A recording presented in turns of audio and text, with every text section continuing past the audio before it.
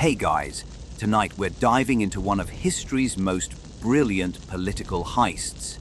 And I mean that literally. Imagine you're a medieval duke who just invaded another country, killed their king, and seized the throne. Now comes the hard part, convincing everyone, including yourself, that this was totally legal. Picture this, it's 1066. There's no CNN, no Twitter, no UN Security Council to condemn your actions. Just you, a bunch of knights, and the most sophisticated political spin machine the medieval world had ever seen. So, before you get comfortable, take a moment to like the video and subscribe. But only if you genuinely enjoy what I do here. And let me know in the comments where you're tuning in from and what time it is for you. It's always fascinating to see who's joining us from around the world. Now, dim the lights. Maybe turn on a fan for that soft background hum, and let's ease into tonight's journey together. Congratulations, you've just woken up as William the Conqueror on the morning of October 15th, 1066. The good news: you've just won the Battle of Hastings and become the new King of England. The bad news: half of Europe thinks you're a war criminal, and the other half is questioning your mental health for invading an island during autumn. But here's where it gets interesting. And this is something that would make modern political consultants weep with envy. You're not just going to rule England. You're going to make everyone believe you were the rightful king all along. That the guy you just killed, Harold Godwinson, was actually the usurper. That your invasion was really just pest control. Take a deep breath of that crisp October air, mixed with the delightful aroma of battlefield smoke and what we'll politely call medieval aftermath. This is your new kingdom, and you've got the political challenge of a lifetime ahead of you. Think of it as the ultimate episode of Keeping Up with the Kardashians, except the stakes are eternal damnation and the fashion choices involve chainmail. You see, medieval politics operated on a principle that would make today's politicians blush. Perception was literally everything. There was no written constitution, no Supreme Court, no constitutional scholars debating on cable news. If you could convince enough people that your version of events was true, it became true. It's like Wikipedia, but with swords and significantly more stabbing. The year 1066 wasn't just about military conquest, it was about narrative conquest. And William of Normandy, our protagonist, was about to demonstrate a masterclass in political rebranding that would make Apple's marketing team take notes. He wasn't just a duke with a big army and bigger ambitions. He was a legitimate heir, a defender of sacred oaths, a man wronged by treachery. He was, in the medieval equivalent of a press release, the good guy. But let's pause here for a moment of honesty. You're standing on English soil, surrounded by your Norman knights, looking at the body of the man who was crowned King of England just 9 months ago. Harold Godwinson, the guy everyone in England thought was their rightful king, is now very much not breathing. This is what we might call a optics problem, in modern terms. Here's a fun fact that most history books skip over. William actually had a legitimate claim to the English throne. Not a strong one.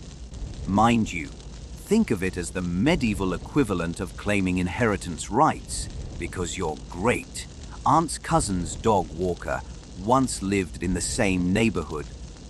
But in a world where bloodlines were traced through marriage alliances going back centuries, and where divine right was determined by whoever could make the best case to the Pope, even the flimsiest claim could become ironclad with the right political maneuvering. The genius of William's approach wasn't just in the military tactics that won him Hastings, though those were pretty impressive too. It was in the months and years of political groundwork that made his invasion seem inevitable, justified, and even necessary. He turned what should have been a clear, cut case of medieval land, grabbing into a complex drama of honor, duty, and divine justice. Consider this in our modern world. When a political leader wants to justify controversial actions, they hold press conferences, release statements, maybe go on late-night talk shows. William's version involved commissioning tapestries, writing letters to the Pope, and orchestrating a diplomatic campaign that would make the United Nations look like a high school debate club. The Bayeux Tapestry, that famous embroidered chronicle of the Norman conquest, wasn't just medieval Instagram. It was political propaganda disguised as historical documentation. Every stitch told William's version of events. Every scene reinforced his claim to legitimacy.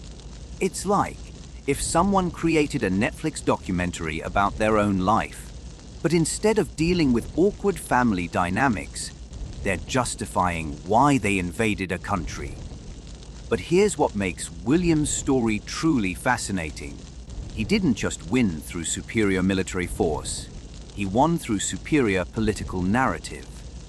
He made his conquest seem so inevitable, so justified, so obviously correct, that even many of his victims eventually came to believe it. It's like being robbed by someone who convinces you that you actually owe them money. And the most beautiful part, he pulled it off so completely that we're still talking about it nearly 1,000 years later. And most people think of him as William the Conqueror, rather than William the guy who invaded England and killed the king. That's not just military victory. That's political artistry. You're about to learn how a medieval duke turned armed robbery into a legitimate business transaction. How he convinced a continent that black was white, and how he created a political playbook that modern leaders still study today. Because the truth is, William didn't just conquer England. He conquered the very concept of truth itself. But first, you need to understand the rules of the game he was playing. Rules that would make a Game of Thrones writer feel like they were being too subtle. Now about that. Legitimate claim to the English throne. Buckle up, because you're about to enter the medieval equivalent of a soap opera family tree. Except everyone's related to everyone else. Half the marriages might be illegal, and the inheritance lawyers are all monks who communicate exclusively in Latin. You see, William's claim to England wasn't based on some random power grab fantasy. It was rooted in what we'll generously call creative genealogy, the medieval art of tracing bloodlines through so many marriages, adoptions, and political alliances that eventually, if you squint hard enough and ignore a few inconvenient details, everyone is related to everyone else. It's like 6 degrees of Kevin Bacon, but with crowns and significantly more cousin marrying. Here's where it gets deliciously complicated. William's great Aunt Emma was married to 2 different English kings. 2, not consecutively out of love, mind you, but as part of political alliances that were basically medieval merger agreements.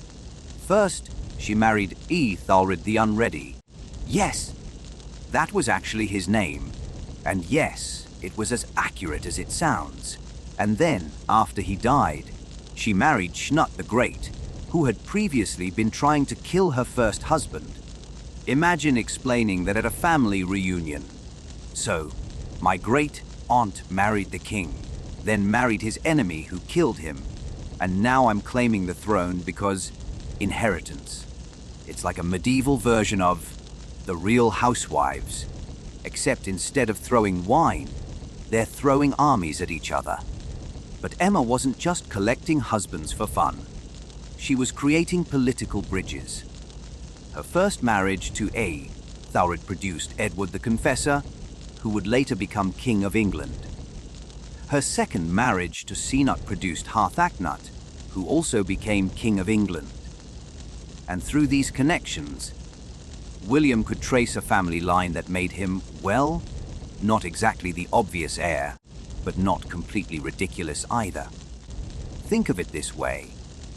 If medieval succession was a game of Monopoly, William wasn't starting with Boardwalk, but he definitely wasn't starting with Baltic Avenue either. He had enough family connections to make a credible claim, assuming you didn't look too closely at the logic. The real genius move came when Edward the Confessor, Emma's son from her first marriage, making him William's cousin once removed through marriage, supposedly promised William the throne. And here's where medieval politics gets truly beautiful.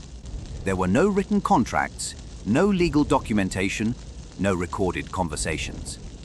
Just Edward's alleged promise, which conveniently could only be verified by people who were either dead or had very good reasons to agree with William's version of events.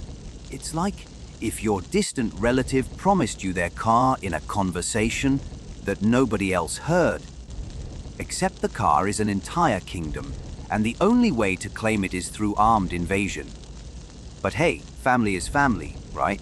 But William wasn't satisfied with just a vague family connection and an unverifiable promise. He needed what medieval politicians called legitimacy amplification. Basically, getting other important people to agree that your obviously questionable claim was actually totally reasonable. It's the political equivalent of getting your friends to back up your story about why you were late to work. Enter Harold Godwinson, who was about to make the most expensive political mistake in English history. In 1064, Harold was shipwrecked off the coast of Normandy because apparently medieval travel was just as reliable as budget airlines today. William rescued him, showed him hospitality, and then, in what must have been the most awkward dinner party conversation in history, convinced Harold to swear an oath supporting William's claim to the English throne. Picture this scene. You're Harold. You've just been fished out of the ocean by the very man who claims he should be your future king. You're surrounded by his knights in his castle, and he's asking you to swear a sacred oath, the medieval equivalent of being asked to sign a document while someone's holding a very large sword behind your back. What are you going to say? No, actually, I think I'll pass on the whole oath thing. Harold swore the oath. On sacred relics, no less, which in medieval terms was like signing a contract with God as your witness. It was the kind of promise that, if broken, would supposedly damn your soul to eternal hellfire. Not exactly the kind of thing you want to welsh on, theologically speaking. But here's the delicious irony. When Edward the Confessor died in January 1066, Harold immediately claimed the throne for himself. The same Harold who had sworn to support William's claim. The same Harold who had made this oath on sacred relics in front of Norman witnesses. It was like agreeing to be someone's best man and then marrying their fiancée on the wedding day. William's reaction was probably something like, "Well, this is awkward. I mean, I have witnesses and sacred relics and a really good legal case and also a large army." It was a political gold mine. Harold had just transformed himself from a rival claimant into an oath breaker, which in medieval terms was roughly equivalent to being a war criminal and a heretic rolled into one. The beauty of William's position was that he didn't need to prove he was the rightful king anymore. He just needed to prove that Harold was a lying, oath-breaking usurper who had stolen what rightfully belonged to William. It's much easier to make someone else look bad than to make yourself look good. A lesson that modern politicians have clearly taken to heart. But William wasn't done building his case. He needed more than just family connections and broken oaths. He needed what we might call international legitimacy. Basically, getting other powerful people to agree that his invasion wasn't just random violence, but a justified response to Harold's treachery. This is where medieval politics reveals its true sophistication. William didn't just gather an army and sail across the Channel. He gathered a political coalition, complete with legal justifications, moral arguments, and religious backing. He turned a territorial dispute into a holy war, a family feud into a matter of international law. The genius was in how he framed the narrative. This wasn't William the ambitious duke trying to grab more land. This was William the wronged heir, seeking justice against Harold the oath breaker. It was a story with clear heroes and villains, obvious right and wrong, compelling moral stakes. And the most beautiful part, by the time William landed in England, half of Europe already believed his version of events. Harold wasn't just fighting for his crown. He was fighting for his reputation, his honor, and his eternal soul, all because of a family tree that looked like it had been drawn by someone with a very creative interpretation of how inheritance works, and an oath sworn under what we might politely call duress. But family trees and sacred oaths were just the beginning of William's political masterpiece. Because once you've established that your invasion is legally justified, the next step is convincing God himself that you're on the right side. Let's take a moment to appreciate Harold Godwinson's position, because honestly, the man was dealt one of the worst political hands in medieval history. Imagine being elected president, but the Constitution was written in disappearing ink. Half the country thinks someone else won, and your main political rival has both a legal team and an invasion fleet. Harold wasn't some random upstart who stumbled into power. He was the most powerful earl in England, essentially the kingdom's prime minister under Edward the Confessor. When Edward died childless in January 1066, the English nobles looked around and thought, well, Harold's been running things anyway. He's got experience, and he's actually here. It made perfect sense from a practical standpoint. It was like promoting the deputy manager to manager when the boss retires. But practical sense and medieval politics mixed about as well as oil and water, or Harold and oath keeping, as it turned out. Here's where Harold made his first fatal error. He accepted the crown immediately. Not after a decent interval of consideration, not after consulting with other European rulers, not after trying to negotiate with William. He was crowned the very day after Edward's funeral, which in medieval terms was like remarrying at your spouse's wake. It sent a message that was either decisive leadership or desperate opportunism, depending on who was watching. You have to understand, succession in medieval England wasn't like a modern democracy where you count votes and declare a winner. It was more like a complicated dance where everyone knew the steps, but nobody had written them down, and the music kept changing tempo. There was the Anglo-Saxon tradition of the Witan, the Council of Nobles, choosing the king, but there was also the Norman tradition of hereditary succession, plus the church's opinion on divine right, plus whatever promises had been made to whom. Harold chose to lean hard into the Anglo-Saxon tradition, basically saying, "The English nobles picked me, I'm English. End of discussion."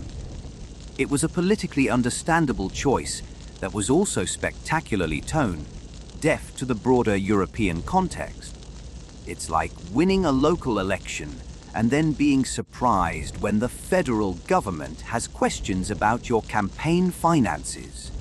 The coronation itself was a rushed affair at Westminster Abbey, performed by the Archbishop of York instead of the more prestigious Archbishop of Canterbury. Even the ceremony seemed to whisper, "We're doing this quickly before anyone objects." It was like a Vegas wedding, but with more holy oil and significantly higher stakes. Meanwhile, across the Channel, William was reading reports of Harold's coronation with what we can only imagine was a mixture of fury and delight. Fury because his rightful throne had been stolen. Delight because Harold had just given him the perfect justification for invasion. It was like watching your political opponent publicly break the law on live television. Terrible for them. Christmas morning for you. But Harold's troubles were just beginning, because being king wasn't just about wearing a crown and making royal decrees. It was about managing a delicate web of political relationships, and Harold had inherited a kingdom that was basically a political time bomb with a very short fuse. First, there was his own family. The Godwinsons were powerful, but they were also deeply unpopular with many English nobles who saw them as upstarts who had accumulated too much power too quickly. Harold's father, Earl Godwin, had been exiled by Edward the Confessor for being too ambitious. The family had only been restored to power through political maneuvering that left a lot of people nervous about their ultimate goals. It was like being elected on a platform of change. When everyone suspects you're just going to replace the old corruption with your own brand of corruption. Then there was the international situation. Harold wasn't just dealing with William's claim. He was also facing Harald Hardrada, the King of Norway, who had his own claim to the English throne based on an agreement between previous kings that was about as legally solid as William's family tree connection. So Harold was essentially facing a two-front war against two different men named Harold, which must have made military briefings confusing.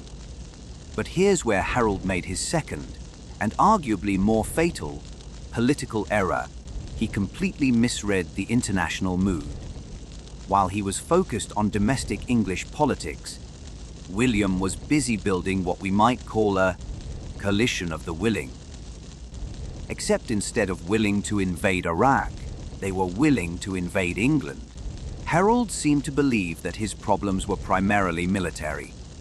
Get a good army, win the battles, keep the crown. Simple.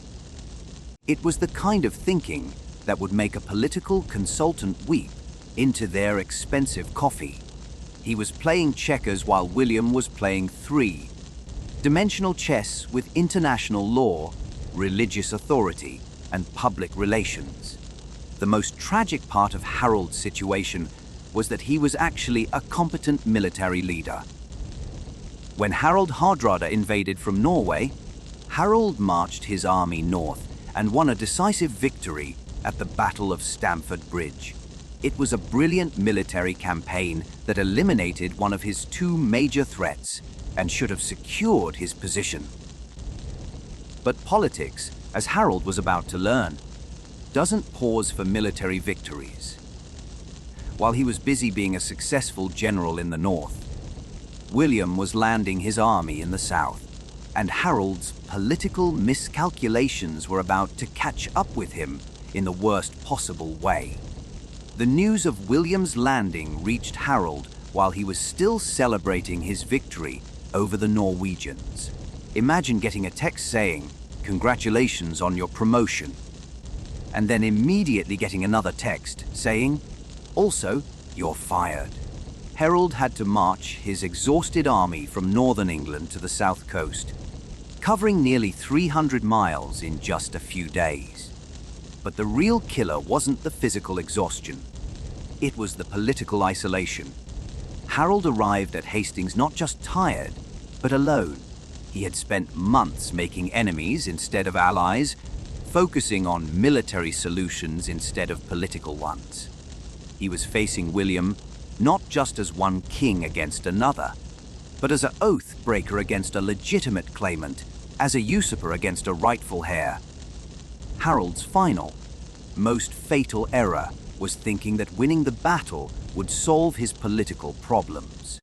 He didn't realize that William had already won the war of legitimacy before a single sword was drawn.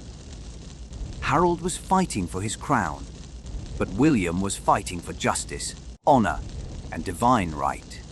As Harold positioned his army on that ridge at Hastings, he was facing more than just Norman knights and archers.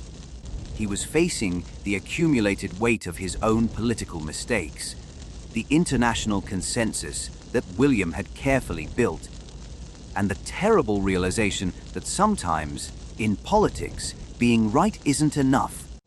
You have to be convincing. And William, as Harold was about to discover, had spent years becoming very, very convincing, while Harold was busy being a traditionally medieval king. You know, fighting battles, managing nobles, trying not to get stabbed by his own advisors. William was pioneering what we might call the world's first international PR campaign. And when I say PR, I mean it in the most literal sense. He was about to make Pope Alexander II believe that invading England was basically a holy mission. Think about the audacity here for a second. You're planning to invade another Christian country, kill its Christian king, and steal his Christian throne. In any reasonable moral framework, this is textbook material for the things that will send you to hell handbook. But William was about to convince the Pope that this invasion was actually God's will. It's like getting the UN Security Council to endorse your bank robbery because the bank was being mean to you. The genius of William's approach was that he didn't just ask for papal approval. He built an entire theological case for why his invasion was not just permissible, but morally necessary. He turned Harold from a fellow Christian king into an oath-breaking heretic who needed to be stopped for the good of Christendom. It was medieval cancel culture, but with armies instead of Twitter. Here's how the papal lobbying worked. William didn't just send a letter saying, "Hey, Pope, mind if I invade England?" He dispatched his most skilled diplomatic minds to Rome with what was essentially a medieval PowerPoint presentation. They arrived with gifts, legal documents, witness statements, and what we might call a dossier on Harold's crimes against God and man. The presentation went something like this: Holy Father, we're not here to ask permission for an invasion. We're here to report a crime. Harold Godwinson has committed perjury against sacred relics, broken solemn oaths, and usurped a throne that rightfully belongs to William through divine providence and family inheritance. This isn't aggression, it's justice. This isn't conquest, it's restoration. Pope Alexander II, who presumably had better things to do than adjudicate English succession disputes, found himself presented with what appeared to be an open and shut case. Harold had broken sacred oaths.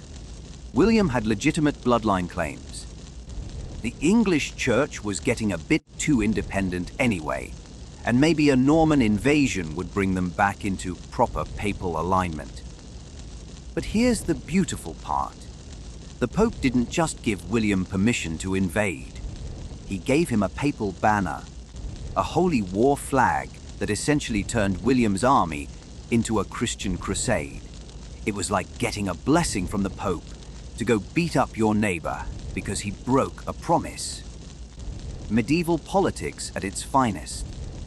The papal banner wasn't just symbolic, it was a political game changer. It meant that anyone who fought for William was fighting for God, and anyone who fought against him was fighting against God. It turned a territorial dispute into a religious war, and religious wars in medieval Europe were the kind of conflicts that attracted volunteers from across the continent. William's diplomatic offensive didn't stop with the Pope. He was simultaneously working every political angle in medieval Europe, building what we might call a coalition of the willing to help William become King of England. He reached out to the Holy Roman Emperor, various French nobles, Flemish mercenaries, and basically anyone who might have knights available for rental. The messaging was consistent across all these diplomatic channels. This wasn't about Norman ambition or territorial expansion. This was about justice, honor, and divine right. Harold was the villain. William was the victim seeking rightful restoration, and anyone who helped was on the side of God and law. It's like if someone stole your car and you convinced the police, your insurance company, your neighbors, and the local newspaper that recovering your car was actually a community service project. By the time you showed up to take it back, you'd have volunteers offering to help you break down the door. The international response was everything William could have hoped for. Knights from across France and the Low Countries began volunteering for his expedition. Not because they particularly cared about English succession law, but because they believed they were joining a righteous cause. William had successfully crowdsourced his invasion, but the real masterstroke was how William managed the narrative within his own lands. He wasn't just recruiting knights, he was recruiting them for a holy war blessed by the Pope against an oath-breaking usurper. It was the medieval equivalent of having both legal authority and moral high ground. His knights weren't just fighting for land and plunder. They were fighting for justice and salvation. The contrast with Harold's position was devastating. While William was building international coalitions and gaining papal approval, Harold was dealing with Norwegian invasions and trying to keep his own nobles from switching sides. Harold's political strategy seemed to be win battles and hope for the best, while William's was make sure everyone believes I've already won before the fighting starts. William even managed to turn his military preparations into political theater. The construction of his invasion fleet wasn't just a logistical necessity. It was a public demonstration of his commitment to justice. Every ship that was built, every weapon that was forged, every knight that joined his cause was evidence that God and law were on his side. The Bayeux tapestry, which we mentioned earlier, captures this perfectly. It doesn't just show military preparations, it shows political and moral preparations. Harold swearing the oath, William receiving divine approval, the righteous Norman army preparing to restore justice. It's like a medieval propaganda film, but embroidered. By the time William's fleet was ready to sail, he had achieved something remarkable. He had turned an invasion into a liberation, a conquest into a restoration, an act of aggression into an act of justice. He had convinced not just his own people, but much of Christian Europe, that Harold was the villain in this story. The psychological impact on Harold's position was devastating. Here was a man who had been legitimately chosen by the English nobles to be their king, facing an invasion that had been blessed by the Pope and supported by half of Europe. It wasn't just a military challenge. It was a crisis of legitimacy that undermined everything Harold thought he understood about his own position.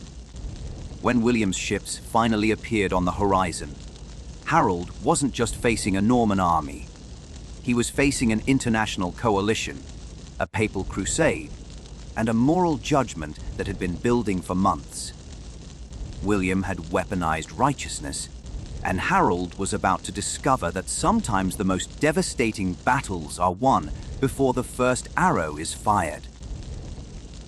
But political brilliance was just the beginning. Because once William landed on English soil, he was about to demonstrate that his genius extended far beyond diplomacy. Now that William had the Pope's blessing and half of Europe convinced he was the good guy, you might think the hard work was over. Just gather some boats, load up the knights, and sail across the channel, right? Wrong. Because William understood something that most medieval warlords missed: logistics are politics, and politics are logistics. Every decision about how to invade England was simultaneously a decision about how to maintain his carefully constructed narrative of righteousness. Take the invasion fleet, for example. William didn't just need ships, he needed the right kind of ships, built in the right way, for the right reasons. These weren't just military vessels, they were floating pieces of political theater. Each ship that slid down the Norman slipways was a physical manifestation of William's claim to legitimacy. The locals watching these ships being built weren't just seeing military preparation. They were seeing divine will taking physical form. The ships themselves were a masterpiece of medieval engineering and political messaging.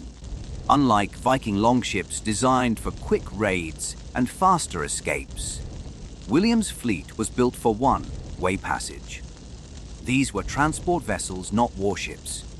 They were designed to carry horses, supplies, and an entire army across the channel, and then they could rot on the English beaches for all William cared. The message was clear: this wasn't a raid. This was a permanent relocation. William wasn't planning to pillage and retreat. He was planning to stay. But here's where William's political genius really shines. He made the ship construction process itself part of his propaganda campaign. Every noble who contributed timber, every carpenter who wielded a hammer, every village that supplied provisions became invested in the success of the mission. It wasn't just William's invasion anymore. It was a community project, blessed by God and supported by the righteous. Imagine if a modern politician announced a war by asking everyone to contribute to building the aircraft carriers.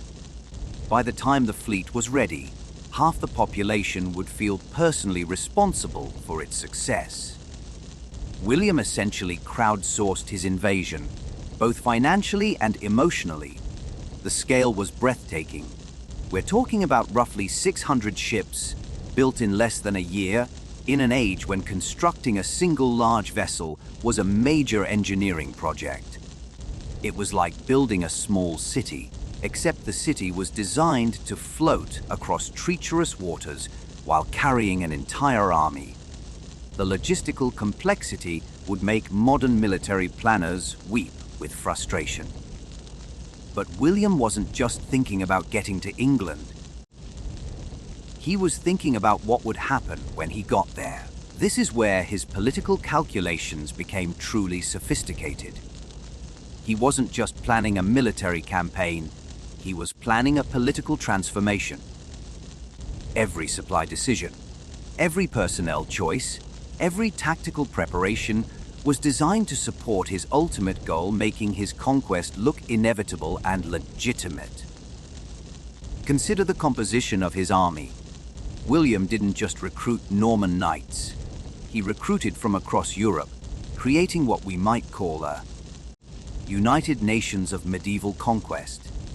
There were Flemish mercenaries, French volunteers, Italian adventurers, and even some German fortune seekers. It was like assembling an international coalition, except instead of UN resolutions, the binding agreements were promises of English land and loot. The genius of this approach was that it reinforced William's narrative of righteousness. This wasn't just Norman imperialism. This was European justice. When Harold looked across the battlefield at Hastings, he wasn't just seeing Norman banners, he was seeing the flags of half a dozen different regions, all united in the belief that William's cause was just. But the most brilliant political calculation was William's decision about timing.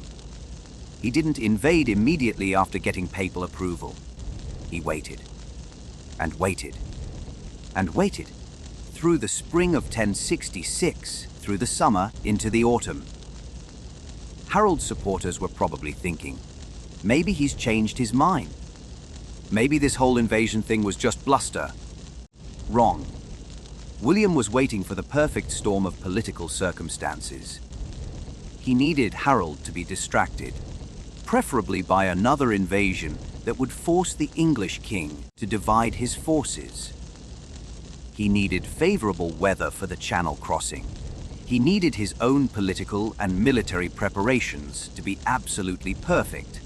Most importantly, he needed time for his propaganda campaign to fully sink in across Europe.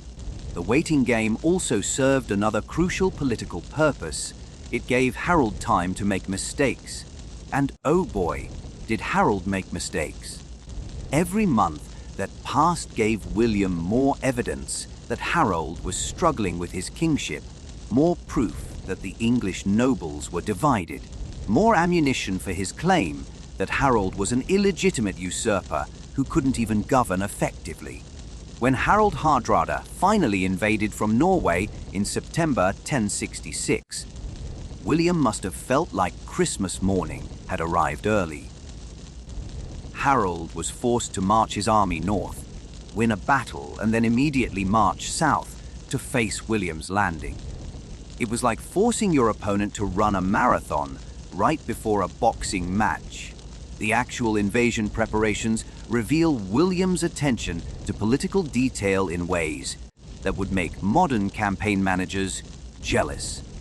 He didn't just load his ships with knights and weapons. He loaded them with prefabricated wooden fortifications that could be quickly assembled upon landing. It was like bringing your own siege engines to a siege, except the siege engines were also political symbols. These prefab fortifications weren't just militarily practical, they were politically brilliant. When William's forces landed at Pevensey, they could immediately begin construction of a Norman-style motte and Bailey Castle. Within days, there was a distinctly Norman fortress on English soil, complete with Norman architectural styles and Norman defensive arrangements. It was like planting a flag, except the flag was an entire military installation. The speed of construction sent a clear message to anyone watching. This wasn't a temporary invasion. This was a permanent installation. William wasn't just visiting England, he was redecorating. The visual impact must have been staggering for English observers. One day there was empty coastline. The next day there was a Norman castle. It was like watching someone move in next door, except they brought their own house with them. But perhaps the most sophisticated political calculation was William's decision about where to land. He chose Pevensey not just because it was strategically advantageous, but because it was symbolically perfect. This was Sussex, Harold's own family territory. William was essentially saying, "I'm not just invading England, I'm invading your backyard." It was the ultimate political power move. The landing itself was choreographed like a medieval music video. William supposedly stumbled as he stepped onto English soil, which his men initially took as a bad omen.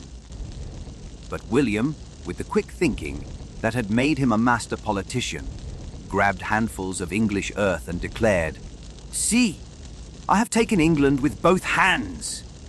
It was like turning a campaign gaffe into a campaign slogan. Every aspect of the invasion was designed to reinforce William's political narrative. This wasn't foreign conquest. This was rightful restoration. This wasn't military occupation. This was divine justice. William had spent months convincing Europe that his invasion was legitimate, and now he was about to spend days convincing England that resistance was futile. As William's forces established their beachhead and began their march toward Harold's position, they weren't just implementing a military campaign. They were executing a political masterpiece that had been months in the making. Harold was about to discover that sometimes the most important battles are won before anyone picks up a sword. By the time Harold's exhausted army reached the ridge at Hastings on October 14th, 1066, the battle had already been decided. Not by superior Norman tactics, not by better weapons, not even by fresher troops, though all those things helped. The battle had been decided by months of political maneuvering that had left Harold fighting not just for his crown, but for his very soul. Picture the scene: Harold's army, still catching their breath from their forced march south, taking position on a hill that would become one of the most famous battlefields in English history. They're forming their traditional shield wall, a defensive formation that had served Anglo-Saxon armies well for centuries. It was like bringing a knife to a gunfight, except the knife was a perfectly good medieval military strategy and the gun was William's political warfare.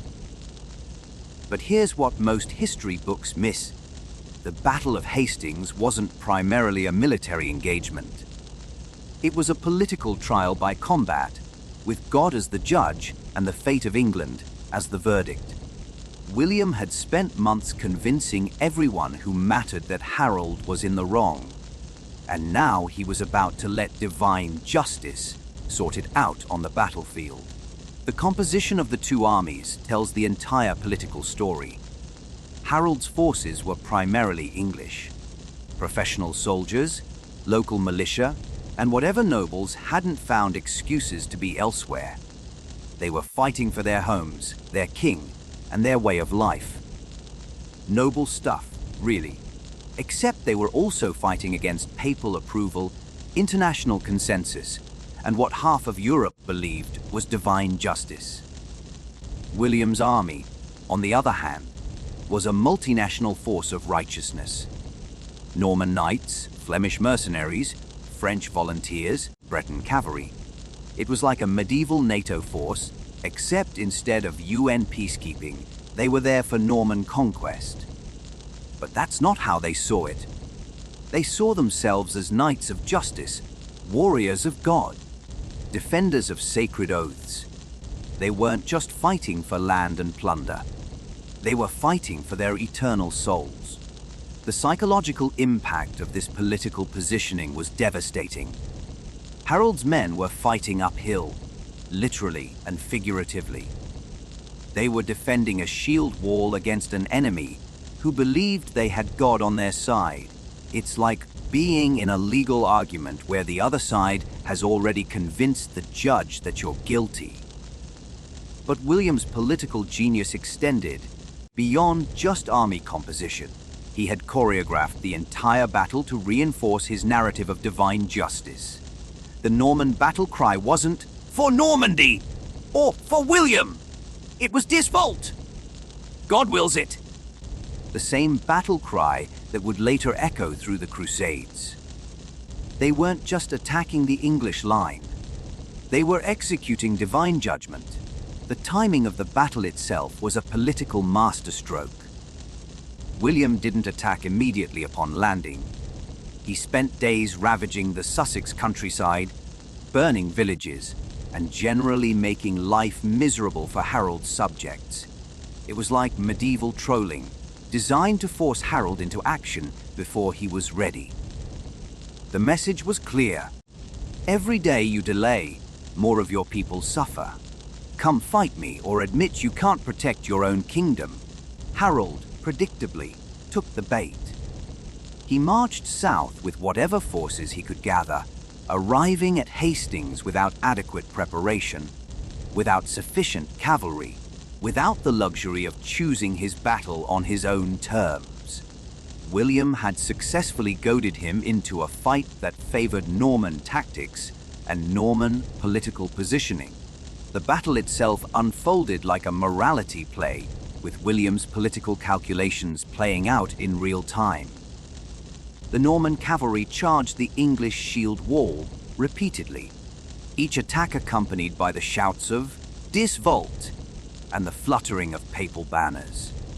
It wasn't just military pressure.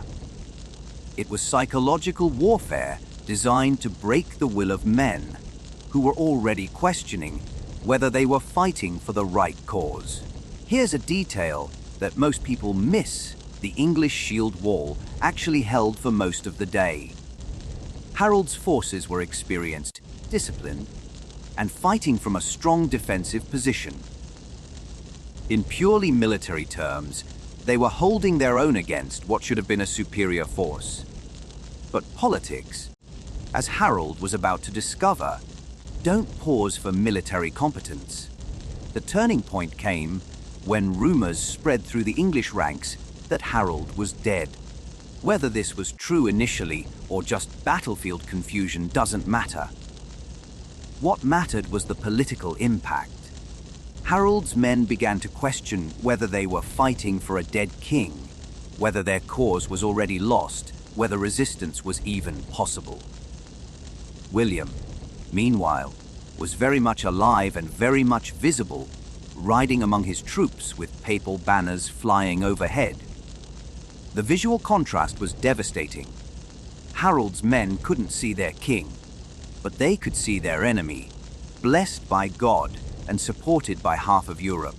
It was like watching a political campaign where one candidate had disappeared while the other was holding victory rallies. When Harold finally fell, struck down by Norman arrows or cavalry, depending on which version you believe, it wasn't just a military defeat. It was divine judgment, at least according to William's carefully constructed narrative. The oath breaker was dead, the usurper had been punished, and righteous rule could be restored. It was like watching a medieval Netflix series reach its inevitable conclusion. But here's the most brilliant part of William's political strategy. He had structured the entire battle so that Harold's defeat would seem inevitable rather than contingent. If Harold had won, it would have been a shocking upset against divine will. When Harold lost, it was simply justice being served. William had created a political narrative where he literally couldn't lose.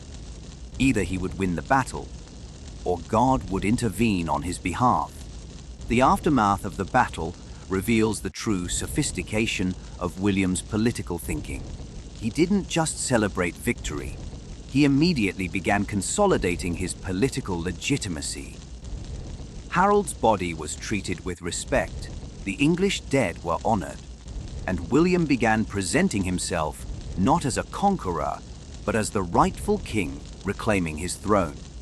The speed with which English resistance collapsed after Hastings wasn't just due to military defeat. It was due to political isolation. Harold's supporters found themselves defending a cause that even God seemed to oppose.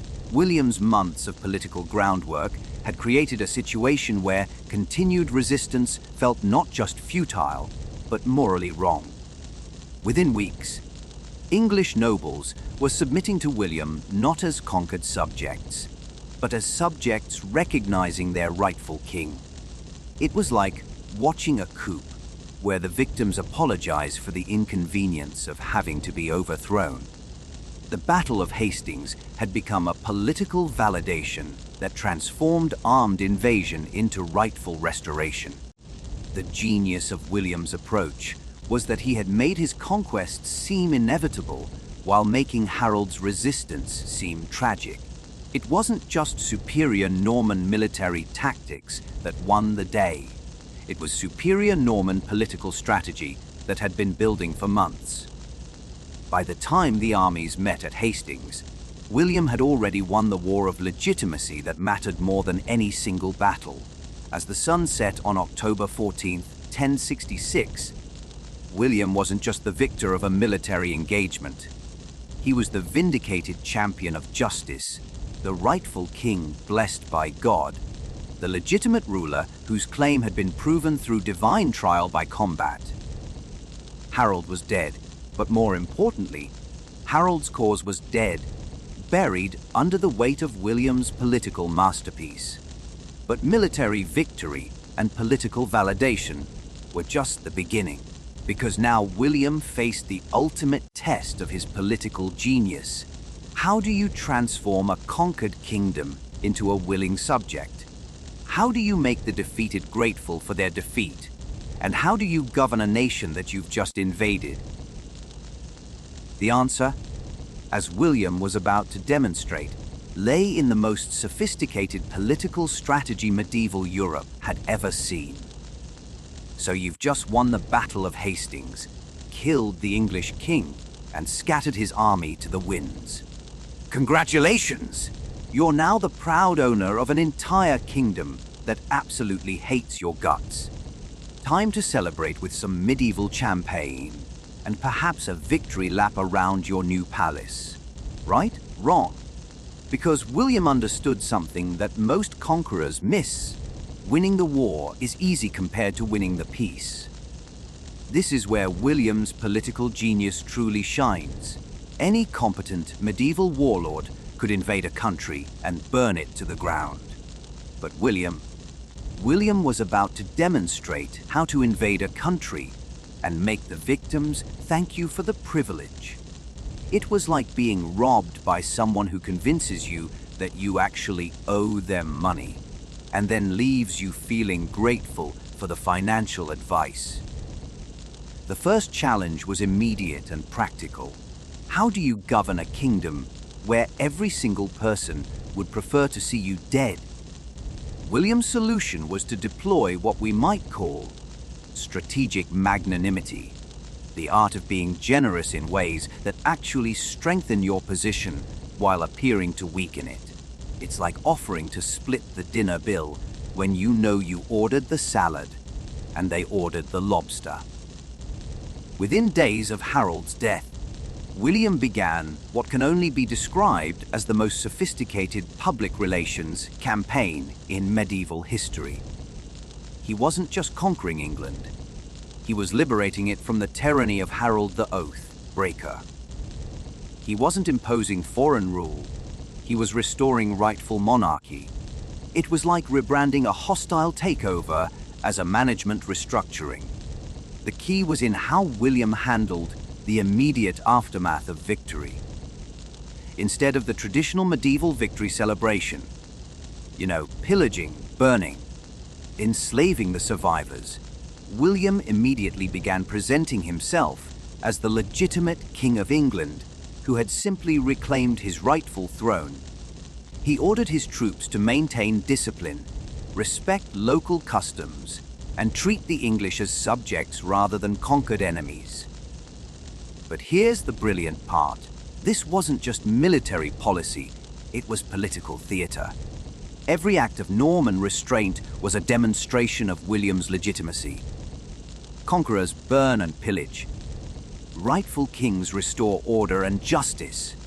William's very mercy was proof that his cause was just, because why else would a victorious army show such discipline? The coronation was a masterpiece of political symbolism.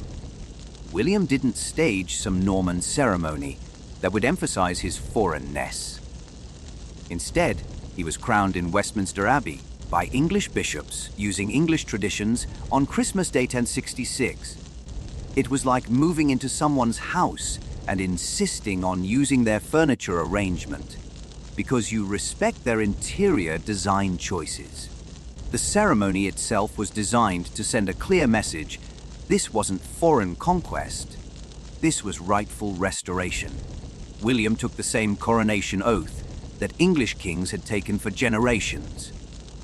He promised to uphold English laws, protect English customs, and rule according to English traditions. It was like a wedding where the groom promises to love, honor, and completely reorganize the bride's entire life while insisting nothing important will change. But the real genius was in how William handled the English nobility. Instead of executing them all, which would have been the traditional post-conquest approach, he offered them a choice: submit to his rule and keep your lands, or resist and lose everything. It was like a medieval version of deal or no deal, except the alternative to dealing was death. Most of the English nobles chose to deal, which immediately gave William's rule a veneer of legitimacy. These weren't conquered subjects grudgingly accepting foreign rule. These were English nobles freely choosing to serve their rightful king. The fact that this choice was made under the implicit threat of total destruction was conveniently overlooked in the official narrative. William's treatment of English customs was particularly sophisticated. He didn't abolish English law, he absorbed it. He didn't destroy English institutions. he took them over. He didn't eliminate English culture. He claimed to protect it. It was like a corporate merger where the acquiring company insists they're just here to help while systematically replacing every senior executive. The Domesday Book, compiled 20 years after the conquest, reveals the true extent of William's political artistry. It wasn't just a tax survey. It was a legal document that established Norman ownership of England while maintaining the fiction that this was all perfectly legitimate. Every English estate that had been redistributed to Norman nobles was recorded as a legal transfer, not a conquest spoil. It's like having your house stolen and then receiving official documentation proving that the theft was actually a legal sale that you somehow agreed to while unconscious. But perhaps the most brilliant aspect of William's approach was how he handled English resistance. Instead of mass executions or collective punishment, he implemented what we might call selective accountability. Leaders of resistance were punished, but ordinary participants were often pardoned. It was like a medieval version of plea bargaining, where cooperation was rewarded and defiance was punished. This created a political dynamic where submission to William's rule became not just practical, but seemingly honorable. English nobles who accepted Norman rule weren't collaborating with foreign invaders. They were recognizing legitimate authority. Those who resisted weren't patriots defending their homeland. They were rebels defying rightful royal authority. The psychological impact of this narrative restructuring was devastating for English resistance. William had created a situation where opposing him felt not just dangerous, but morally wrong. It's like being in an argument where the other person has convinced everyone that you're the one being unreasonable. Even though they started the fight, William's mercy extended even to his treatment of English religious institutions. Instead of installing Norman bishops immediately, he initially worked with existing English church leadership. He confirmed religious appointments, respected monastery holdings, and generally presented himself as a protector of English Christianity. It was like a hostile takeover where the new management promises that nothing will change except everything. The church, of course, had its own reasons for cooperation. William had papal approval, remember. Working with him wasn't just politically expedient, it was religiously required. English bishops found themselves in the awkward position of having to support a foreign conqueror because the Pope had already declared him the rightful king. But here's what makes William's approach truly genius. He made cooperation with Norman rule feel like a choice rather than a requirement. English nobles who submitted weren't being forced to accept foreign domination.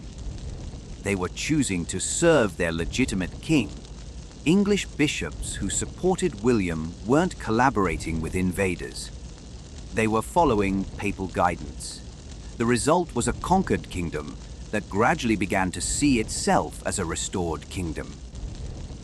William had transformed military defeat into political restoration, foreign invasion into rightful succession, and Norman rule into English legitimacy.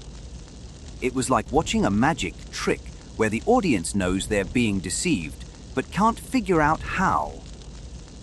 By the end of his first year as king, William had achieved something remarkable.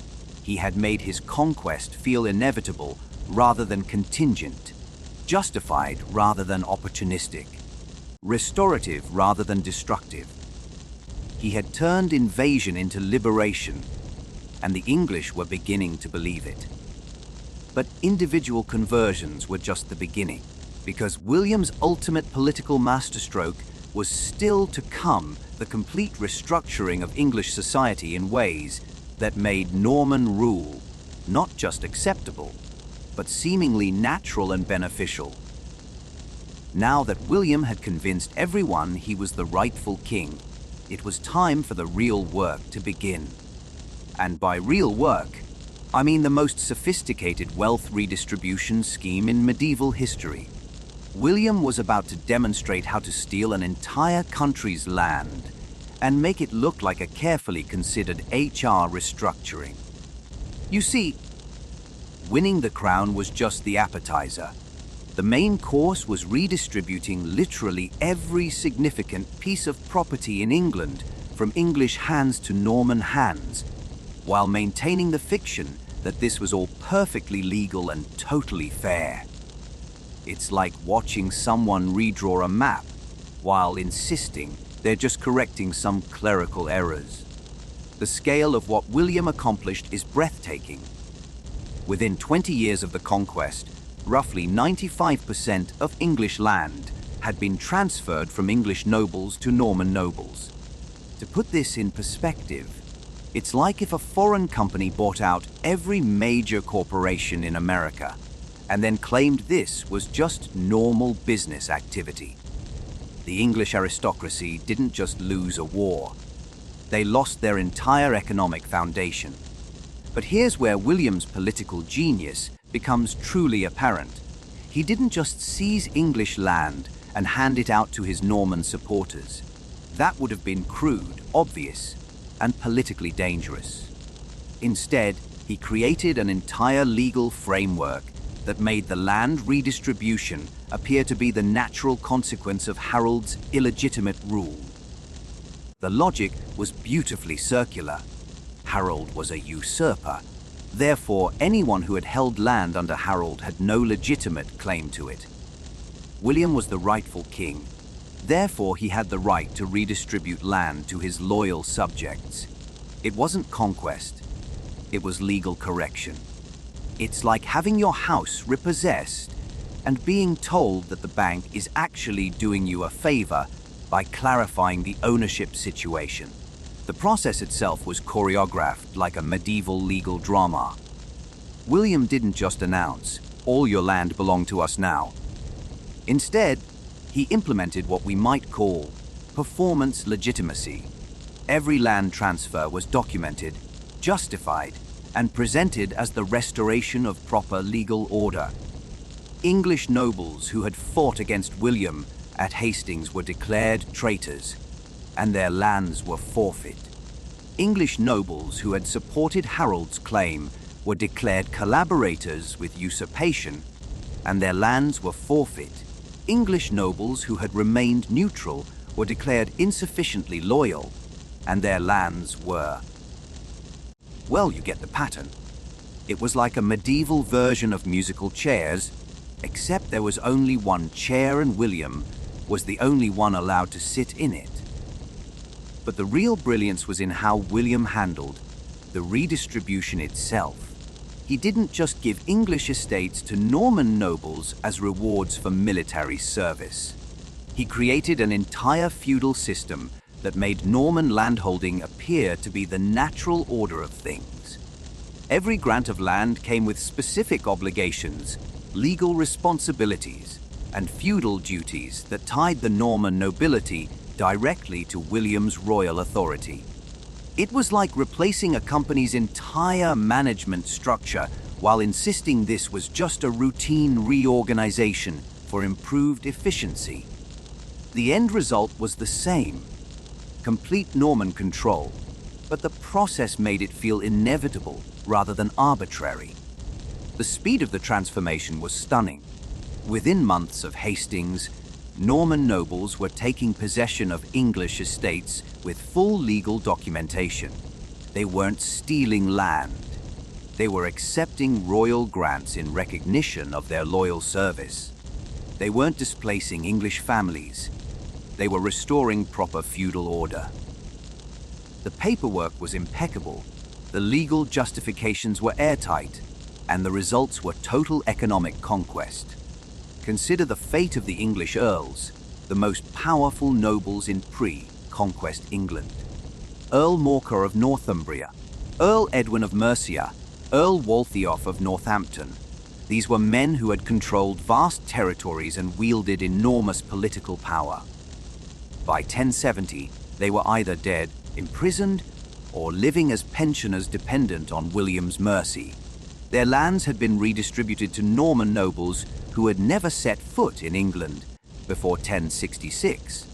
But here's the kicker: this redistribution was presented as a restoration of proper governance. The English earls had failed in their duty to recognize William's legitimate claim. Therefore, they had forfeited their right to hold land. The Norman nobles were being rewarded not for conquest, but for loyalty to rightful authority. It was like being fired from your job and then being told that your replacement deserves the position because they're more qualified. The Domesday Book, compiled in 1086, provides a chilling record of this transformation. Every English estate is meticulously documented, along with its new Norman owner, its assessed value, and its feudal obligations. It reads like a real estate transaction, but it's actually a record of the most complete transfer of wealth in English history. What makes the Domesday Book particularly fascinating is how it presents this wealth transfer as administrative efficiency rather than conquest. The surveyors weren't documenting stolen property. They were recording legal ownership. The Norman nobles weren't listed as foreign occupiers. They were recorded as legitimate landholders. It's like a mortgage document that somehow transfers ownership of every house in the country to the same bank. The feudal system that William imposed wasn't just about land redistribution.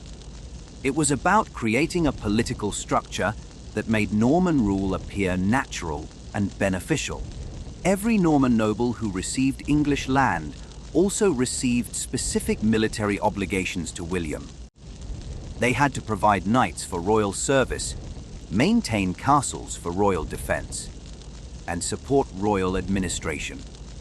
It was like a medieval version of a franchise system, where Norman nobles were essentially licensed to operate English territories under royal oversight.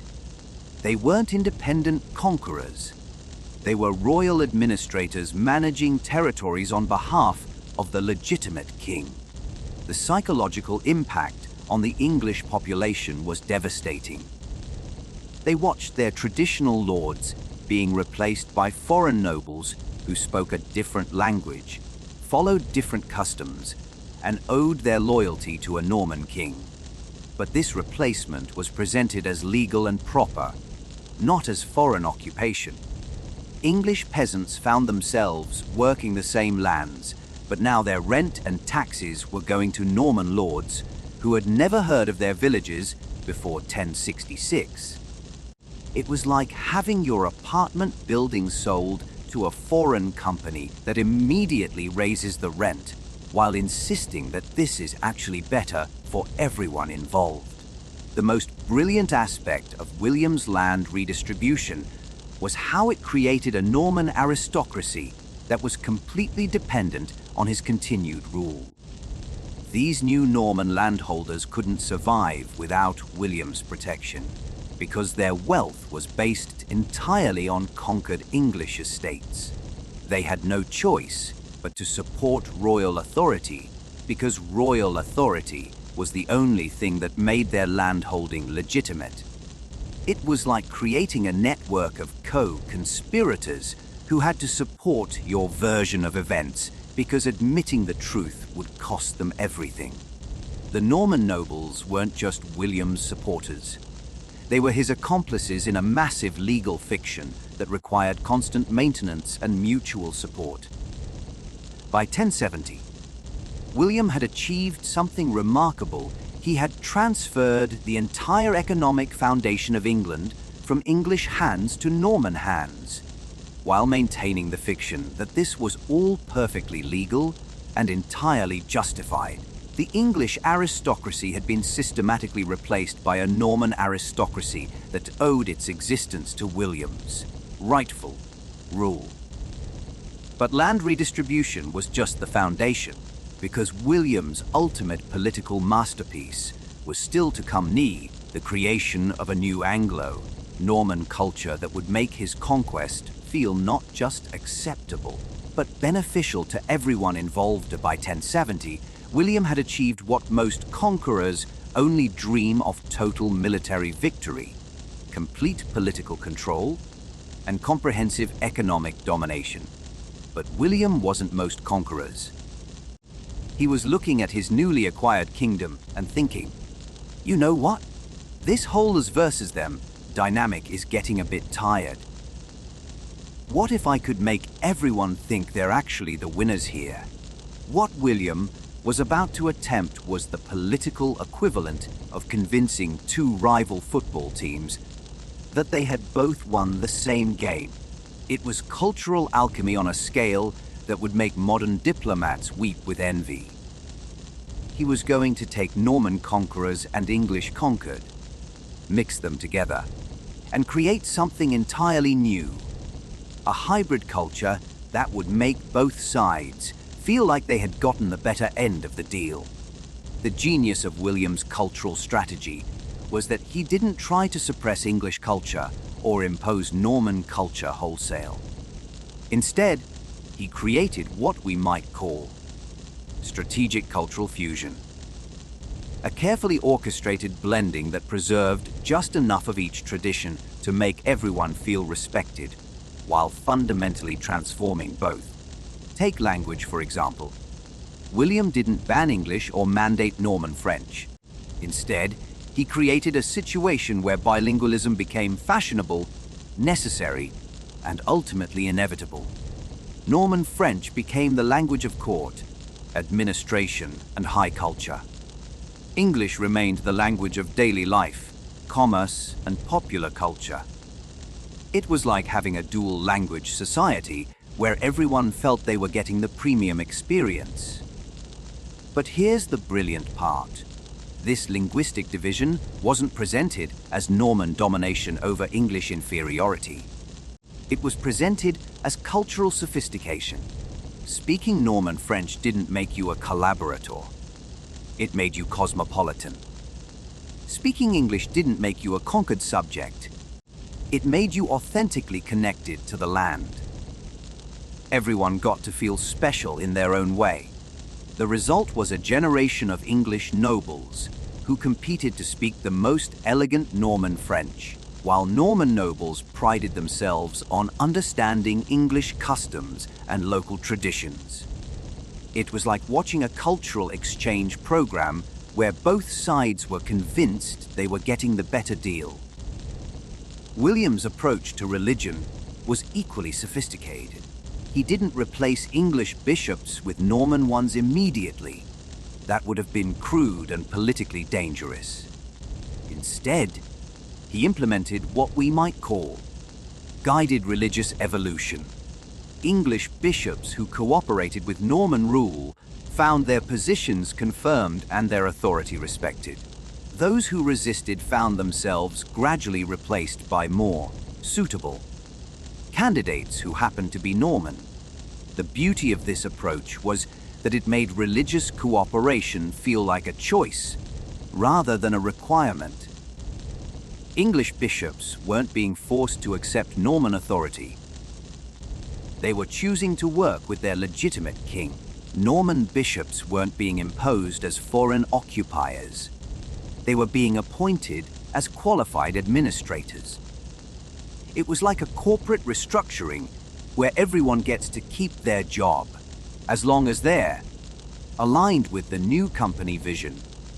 The architectural transformation of England under William reveals the true sophistication of his cultural strategy.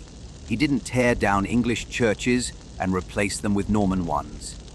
Instead, he began a building program that created a new, Anglo-Norman architectural style that combined Norman engineering with English traditions. It was like redecorating a house in a way that makes both the old and new owners feel like their tastes are being honored. The great Norman cathedrals, Durham, Canterbury, Winchester, weren't just religious buildings. They were cultural statements that demonstrated how Norman and English traditions could be combined to create something greater than either could achieve alone. They were built by English workers using Norman designs, funded by English resources under Norman management, and dedicated to English saints according to Norman ceremonial practices. It was like watching a cultural collaboration where everyone gets to claim credit for the success. The English could point to the local craftsmanship and traditional saints. The Normans could point to the innovative architecture and superior organization. Everyone was a winner, except for the small detail that the entire project was funded by wealth redistributed from English to Norman hands. William's approach to marriage and family alliances was perhaps his most subtle cultural manipulation. He didn't forbid intermarriage between Norman and English nobility. He encouraged it, but on terms that reinforced Norman political dominance while making English participation feel like social advancement. Norman nobles who married into English families weren't betraying their Norman heritage. They were demonstrating their commitment to their new homeland. English nobles who married into Norman families weren't surrendering their English identity. They were elevating their social status. It was like a medieval version of social media, where everyone gets to present their choices as victories. The children of these marriages became the foundation of a new Anglo-Norman aristocracy that could claim legitimacy from both traditions. They weren't half Norman and half English. They were fully Anglo-Norman, representing the best of both cultures. It was like creating a new brand identity that made everyone feel included while serving Norman political interests. But perhaps the most brilliant aspect of William's cultural strategy was how he handled the question of legal traditions. He didn't abolish English law or impose Norman law wholesale. Instead, he created a hybrid legal system that preserved English customs while introducing Norman innovations. It was like updating software while keeping the familiar interface. English legal traditions that didn't conflict with Norman political control were maintained and even celebrated. The English jury system, for example, was preserved and eventually became a foundation of Norman legal practice. English property laws were adapted rather than replaced. English commercial customs were integrated into Norman administrative systems. The result was a legal framework that felt familiar to English subjects while serving Norman political interests. It was like having your cake and eating it too, except the cake was an entire legal system and everyone was somehow satisfied with their portion. William's cultural fusion strategy extended even to military traditions. He didn't replace English military customs with Norman ones. He integrated them. English infantry tactics were combined with Norman cavalry. English naval traditions were merged with Norman amphibious capabilities. English fortification techniques were enhanced with Norman engineering innovations. The result was an Anglo-Norman military system that was more effective than either pure Norman or pure English approaches. It was like creating a hybrid sports team where everyone gets to play their best position while serving a unified strategic goal. By 1080, William had achieved something that modern political scientists would consider theoretically impossible. He had created a conquered society that felt like a collaborative partnership. Norman nobles felt like they had been rewarded for their loyalty and competence. English nobles felt like they had been included in a cultural renaissance. Everyone was convinced they had gotten the better end of the deal. The most remarkable aspect of William's cultural achievement was its durability. The Anglo-Norman culture he created didn't just survive his death. It became the foundation of English identity for centuries. The English language we speak today is still shaped by the Norman French vocabulary William's cultural strategy introduced. English law still bears the marks of Norman legal innovations. English architecture still shows the influence of Norman engineering techniques. William had created something unprecedented, a conquest that felt like a cultural collaboration, a foreign domination that felt like native evolution, a political revolution that felt like natural development. He had made both conquerors and conquered feel like they were participating in something greater than either could achieve alone. It was the ultimate political magic trick, making everyone believe they were the beneficiaries of a change that served one man's ambition. And the most beautiful part, 900 years later, we're still talking about it as if it were a natural historical development rather than the most sophisticated political manipulation in medieval history. But cultural fusion was just the culmination of William's political genius, because his ultimate achievement was something even more remarkable, creating a political legacy that would influence how power is claimed, justified, and maintained for centuries to come. So here we are, nearly 1,000 years later, and you might be wondering, what does an 11th century Norman duke's political maneuvering have to do with our modern world? The answer, frankly, is everything. Because William the Conqueror didn't just win a kingdom. He wrote the playbook for how power legitimizes itself, and that playbook is still being used today. Think about it. Every major political transformation in history has followed William's basic template. First, you establish a narrative of righteousness. You're not grabbing power, you're correcting an injustice. Then you build international legitimacy. You're not acting alone, you're part of a coalition of the willing. Finally, you create institutional frameworks that make your new order seem natural and inevitable. Sound familiar? It should, because this is literally the formula that modern political movements use to justify revolutionary change. Whether it's democratic revolutions, regime changes, or even corporate takeovers, the underlying logic is exactly what William pioneered in 1066 CE: make your power grab look like moral necessity. The genius of William's approach was that he understood something that many modern politicians miss. Legitimacy isn't just about having the right to rule. It's about making everyone believe that your rule is beneficial, inevitable, and morally correct. He didn't just conquer England, he convinced England that being conquered was the best thing that could have happened to them. Consider modern political campaigns.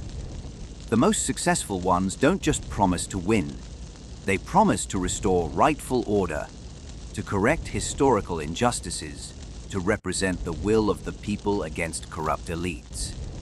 It's William's narrative strategy translated into democratic language. The candidate isn't seeking power for personal gain. They're accepting the burden of leadership to serve a higher cause. The international dimension of William's strategy has obvious modern parallels. Just as William sought papal approval and European coalition support for his invasion, modern political movements seek international legitimacy through UN resolutions, alliance partnerships, and global public opinion. No major political action today occurs in isolation. Everything requires the kind of international narrative building that William perfected. But perhaps the most enduring aspect of William's political legacy is his understanding of institutional transformation. He didn't just replace English institutions with Norman ones. He absorbed English institutions and transformed them from within. It's like a political virus that doesn't destroy the host cell, but reprograms it to serve new purposes. Modern political revolutions follow exactly this pattern. Successful political movements don't typically tear down existing institutions. They capture them and redirect them toward new goals. The institutions remain familiar and legitimate, but they serve entirely different purposes. It's William's strategy of making radical change feel like natural evolution. The cultural fusion aspect of William's conquest has perhaps the most direct modern relevance. In our globalized world, successful political movements must navigate complex cultural landscapes, respecting local traditions while implementing universal values. William's approach to creating Anglo-Norman culture, where everyone feels like they're winning while serving a unified agenda, is essentially the template for successful multicultural integration. Corporate mergers and acquisitions follow William's playbook almost exactly. The acquiring company doesn't usually eliminate the target company's culture. They create a new integrated culture that supposedly combines the best of both organizations. Employees from both companies are made to feel like they're part of something bigger and better than what they had before. It's cultural conquest disguised as cultural collaboration. The media and communication strategies that William employed, the Bayeux tapestry, the papal letters, the diplomatic messaging, were essentially medieval versions of modern propaganda campaigns. He understood that controlling the narrative was more important than controlling the territory. Because if you can make people believe your story, they'll defend your interests as if they were their own. Modern political movements invest enormous resources in what we call narrative warfare, the battle to define how events are understood and interpreted. William's approach to narrative control, where he made his conquest seem like inevitable justice rather than opportunistic aggression, is the foundation of every successful political communication strategy.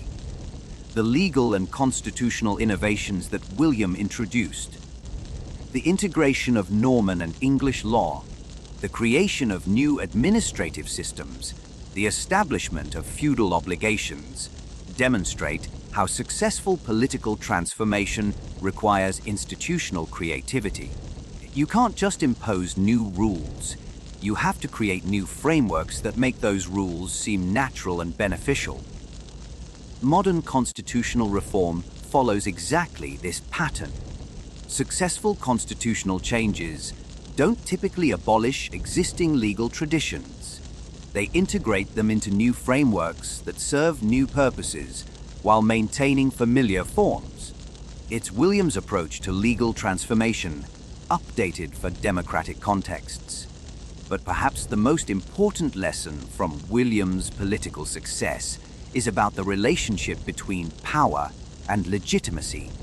William understood that raw power without legitimacy is inherently unstable, while legitimacy without power is ineffective. The key is to combine both in ways that make your authority seem both inevitable and beneficial. This is why William's political legacy has endured for nearly 1,000 years. He didn't just demonstrate how to seize power, he demonstrated how to make power sustainable by making it appear legitimate, beneficial, and natural. It's a lesson that every successful political leader since 1066 has had to learn, whether they realize it or not. The most sobering aspect of William's legacy is how it reveals the constructed nature of political legitimacy.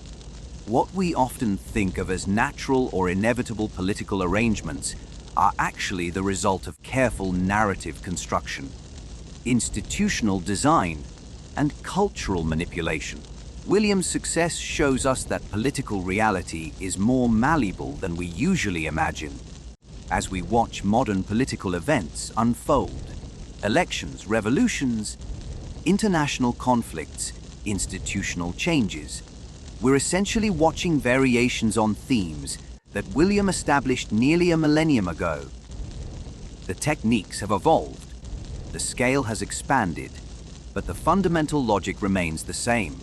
Successful political transformation requires making your opponents look wrong while making your supporters feel righteous. William's political genius wasn't just in what he achieved, but in how he achieved it. He created a template for political success that transcends cultural and temporal boundaries. Whether you're a medieval duke claiming a throne or a modern politician seeking office, the basic requirements remain the same. Establish your narrative, build your coalition, capture the institutions, and make everyone believe they're better off with you in charge. The question for us, as observers of modern politics, is whether we can recognize these patterns when we see them. Are we watching genuine political progress, or are we watching sophisticated applications of William's playbook? Are we participating in democratic evolution, or are we being convinced that someone else's power grab is actually in our best interests? William's legacy reminds us that political legitimacy is always a construction, never a given. The most successful political leaders are those who can make their constructed legitimacy feel natural, inevitable, and beneficial. It's a lesson that's as relevant today as it was in 1066, and it will probably remain relevant for as long as humans organize themselves into political communities. After all, we're still living in the world that William created, a world where power must be justified, where legitimacy must be constructed, and where the most successful political strategies are those that make everyone feel like they're winning while serving someone else's agenda. The techniques may have evolved, but the game remains essentially the same. Standing here at the end of our journey through William's political masterpiece, I'm struck by how little has really changed in the fundamental mechanics of power. We've spent 10 chapters exploring how an 11th century Norman duke transformed armed invasion into rightful restoration, conquest into collaboration, and foreign domination into cultural renaissance. But strip away the medieval trappings, and what we're really examining is the eternal human challenge of making power legitimate. William's genius wasn't in his military tactics or his administrative innovations. It was in his profound understanding of human psychology. He recognized that people don't just want to be ruled, they want to believe that their rulers deserve to rule.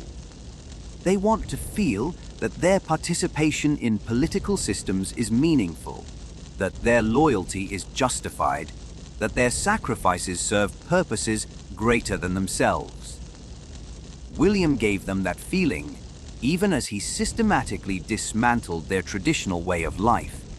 The most unsettling aspect of William's legacy is how it reveals the constructed nature of political reality. What we often experience as natural, inevitable, or just as frequently the result of careful narrative construction and institutional design. William's success demonstrates that political legitimacy is always a performance, never a given, and the most successful performances are those that make the audience forget they're watching a show. Perhaps the most important question William's story raises is not how he achieved his remarkable political success, but whether we can recognize similar patterns in our own political moment. Are we witnessing genuine democratic evolution, or are we being convinced that someone else's political ambitions actually serve our best interests? Are we participants in political progress, or are we audiences for sophisticated applications of William's playbook? The answer, I suspect, is probably both. Because the techniques William pioneered, narrative construction, coalition building, institutional capture, cultural fusion, are not inherently good or evil. They're tools that can serve democratic purposes or authoritarian ones, progressive goals or reactionary ones. The key is developing the critical thinking skills to distinguish between political legitimacy that serves broad human flourishing and political legitimacy that serves narrow elite interests. William's 1,000-year political lesson ultimately comes down to this: power always seeks legitimacy, and legitimacy is always constructed. The question for us is whether we're conscious participants in that construction, or whether we're simply materials being shaped by forces we don't fully understand.